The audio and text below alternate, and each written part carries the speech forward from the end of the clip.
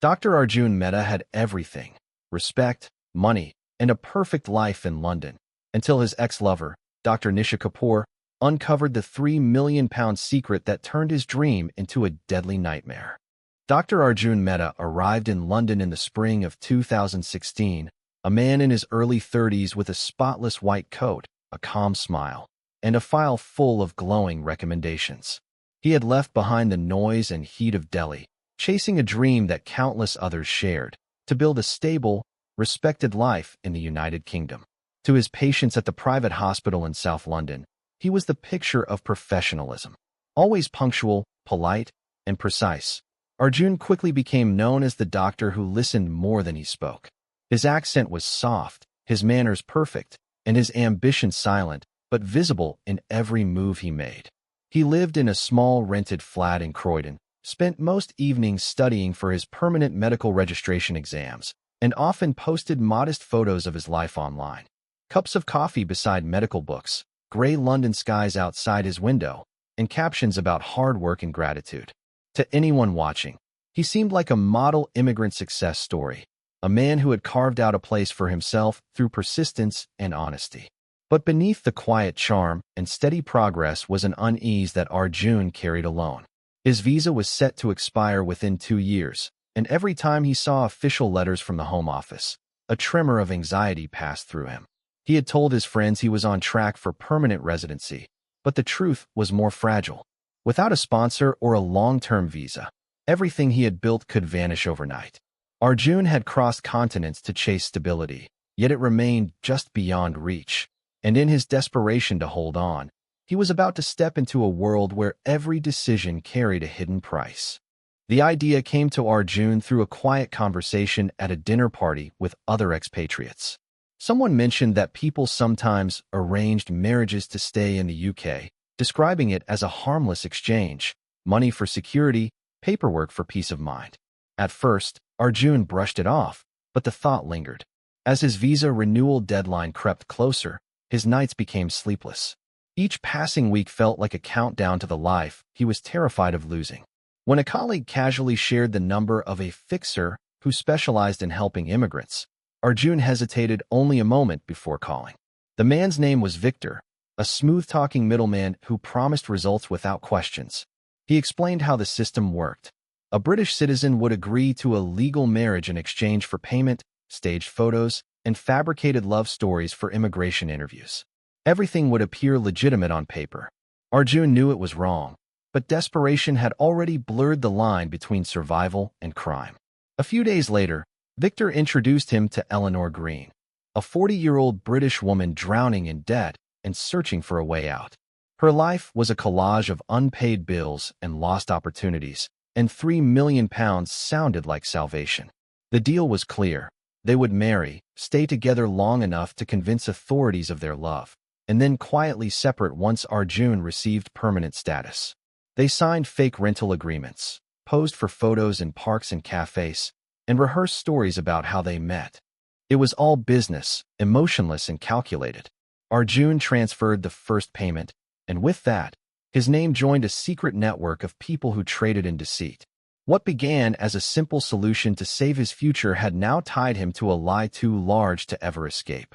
Arjun's arrangement with Eleanor demanded more money than he had ever imagined. The fixer took a large share, Eleanor expected timely payments, and legal paperwork required constant maintenance. To meet these demands, Arjun needed a source of income that was invisible to the system. His hospital salary covered rent and bills, but left nothing extra. That was when he discovered the hidden world thriving beneath London's immigrant neighborhoods, a trade built on forged documents, fake medical reports, and unregistered cash. At first, it was a favor. A fellow countryman asked him to issue a medical certificate claiming he was unfit to work in exchange for a small payment. The request seemed harmless, but word spread quickly that Dr. Mehta could help those who needed medical paperwork without questions.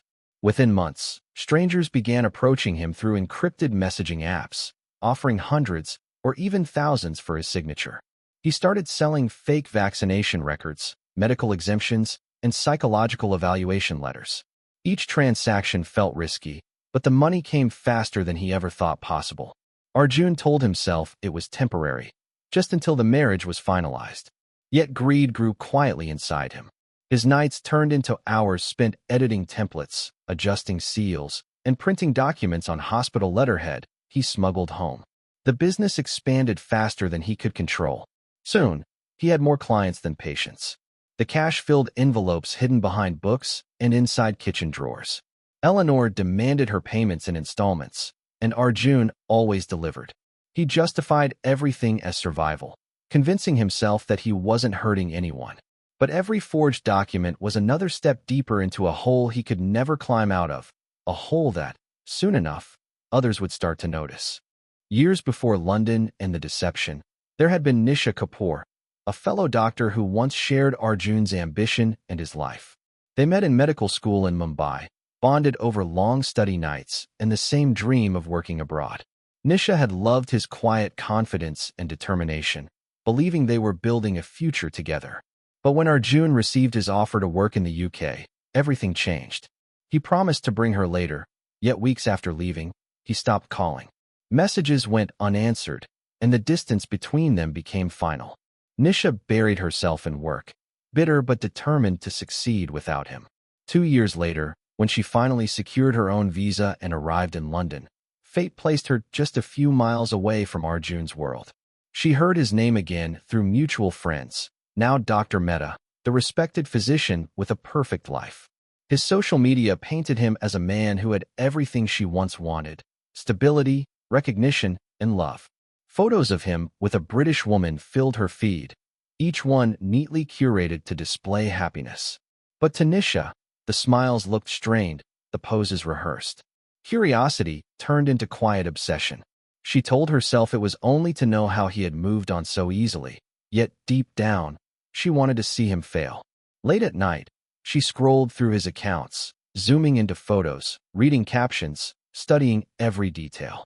She noticed patterns, locations that didn't match, repeated backgrounds, identical outfits across months. Something about his new life felt artificial, too polished to be real. It was then that suspicion began to bloom inside her, slowly replacing jealousy with a dangerous sense of purpose. Nisha began her quiet investigation with the precision of a scientist. She started by studying Arjun's timeline, comparing photos, checking dates, and noticing inconsistencies that most people would overlook. The wedding pictures he had posted months earlier showed details that didn't fit: a plain registry office, no friends or family, and expressions that seemed forced rather than joyful. The same woman, Eleanor, appeared in every image, but there was no trace of her in his real social life. No mutual friends, no tagged posts, no gatherings. It was as if she existed only for the camera. Curiosity pushed Nisha further. She searched for Eleanor online and found her Facebook page almost abandoned, filled with old photos and occasional desperate posts about debt and unemployment. The woman lived in a small council flat on the outskirts of South London, far from the expensive apartment Arjun claimed to share with his wife. The contrast was impossible to ignore. Nisha even checked local property records and discovered that the address Arjun listed as his residence was registered under someone else entirely. Every new discovery added fuel to her suspicion. She began collecting screenshots, saving photos, and writing down details in a small notebook. The deeper she looked, the more she realized how elaborate Arjun's web of lies had become. He was living two lives, one clean, public, and admired, the other hidden beneath layers of fraud. What had begun as harmless curiosity was turning into a mission. She wanted the truth, not just for closure, but for justice. And though she told herself it wasn't personal anymore, her every move was still driven by the sting of betrayal and the quiet thrill of knowing she finally had power over him. Nisha's discovery had grown too large to ignore. The evidence she collected painted a clear picture of deception: staged photos, fake addresses, and unexplained money transfers. But she knew suspicion alone wasn't enough. One evening, she sat at her kitchen table surrounded by printouts, screenshots, and notes, and realized she held something powerful in her hands. Her anger had cooled into determination. She didn't want to confront Arjun. She wanted the truth to destroy him publicly, the same way he had once quietly erased her from his life. She spent several nights drafting an email, rewriting it again and again. It was addressed to the UK Home Office's Immigration Fraud Division. In the message, she outlined the details of Arjun's marriage, the suspicious payments to Eleanor Green, and the irregularities in his medical reports. She attached copies of what she'd found, photos, payment slips, and records that hinted at his secret income. She didn't sign her name. The email came from a newly made anonymous account, sent from a public Wi-Fi network. A week later, investigators began to take interest. The tip had enough precision to warrant action. Financial analysts traced Arjun's bank statements and noticed patterns that didn't align with his official income. Transfers between his account and Eleanor's stood out immediately. The Home Office contacted the hospital for verification, uncovering missing files and irregular documentation. Within days, a quiet investigation had started, one that Arjun knew nothing about. Nisha continued watching from the shadows, refreshing news pages and waiting for any sign of movement. The satisfaction she felt was mixed with fear, but she couldn't stop. The truth was no longer her secret. It had become a ticking clock counting down to his inevitable exposure. It happened on a gray February morning, the kind Londoners barely notice anymore. The hospital was just beginning to fill with patients when uniformed officers walked through the sliding glass doors, asking for Dr. Arjun Mehta. His colleagues froze, uncertain if it was some mistake, but the officer's tone left no doubt. Within minutes, Arjun's name echoed down the sterile corridor, and the man who had once been a symbol of quiet professionalism was being led away in handcuffs. Patients stared. Phones recorded. The calm, polite doctor they trusted had just become a headline. The police seized his laptop, mobile phones, and hard drives from his flat later that day. Every file, every email, every transaction was pulled apart by investigators. Hidden folders revealed fake medical certificates, altered records, and digital copies of payments made to Eleanor Green. Her bank statements confirmed it all, deposits totaling millions from accounts linked to Arjun's aliases. The story broke within hours. Local news outlets published headlines about the Indian doctor accused of massive visa fraud and document forgery. Eleanor, terrified, tried to erase her connection to the scheme. She deleted her social media profiles and wiped her phone, but the investigators had already secured copies of everything.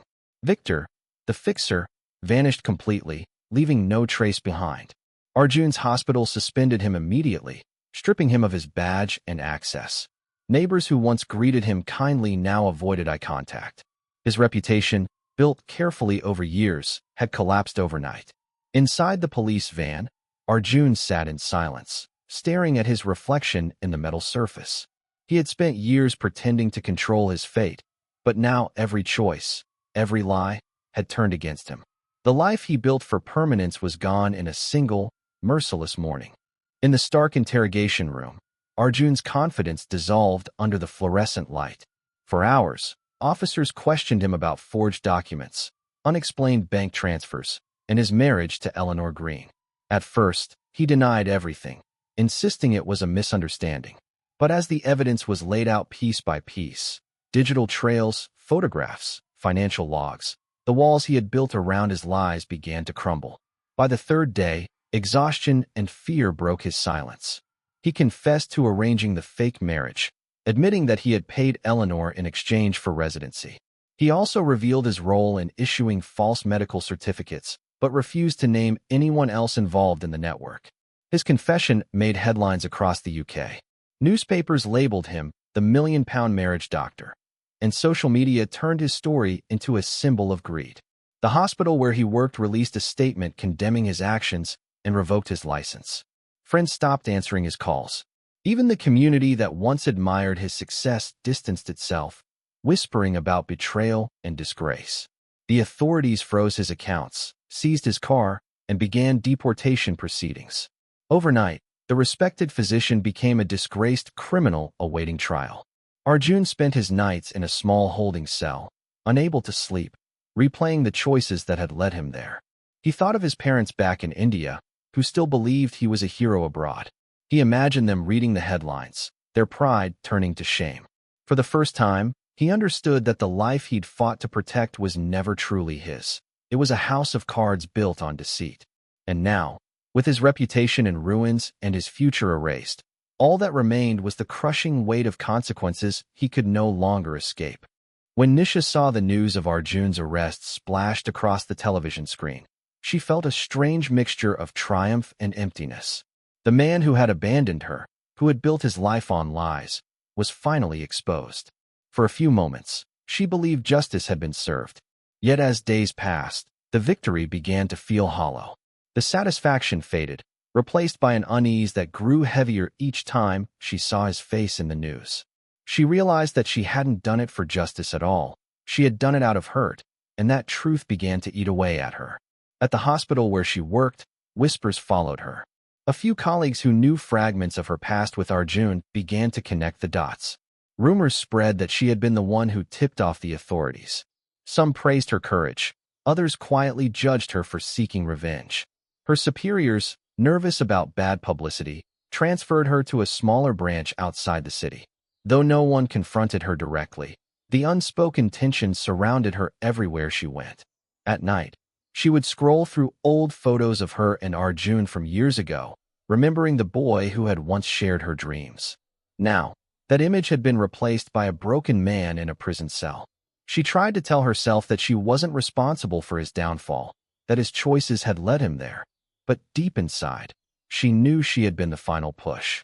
The guilt settled like dust in her chest, impossible to shake. She had destroyed the man who hurt her, but in doing so, she had also destroyed the part of herself that once believed revenge could bring peace.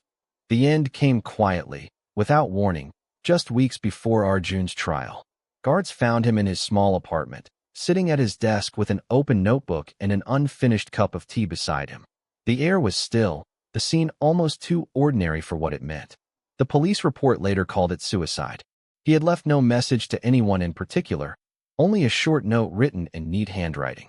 It read that he was tired of pretending, tired of running, and that everything he had built had become meaningless without truth. He ended the note with a single line. "I wanted to live a life worth saving, but I forgot what that meant." News of his death spread quickly, briefly reviving headlines that had begun to fade. Some called him a criminal who couldn't face punishment. Others saw a man crushed by his own lies. Eleanor refused to comment, disappearing entirely from public view. Investigators closed the case soon after, unable to recover most of the money that had changed hands. Victor, the fixer, was never found. The scandal faded, replaced by newer stories, but for those who had known Arjun, it left behind a hollow disbelief. Nisha read about his death alone in her apartment. Her hands trembled as she stared at the article. Whatever anger she had once carried drained away, replaced by a numb, heavy silence. She realized that revenge had cost her more than forgiveness ever could have. Arjun's death became the quiet end to a story built on greed, fear, and pride. A reminder that even the brightest dreams can rot when built on deceit, and that sometimes justice and guilt arrive hand in hand, leaving no one truly innocent in their wake.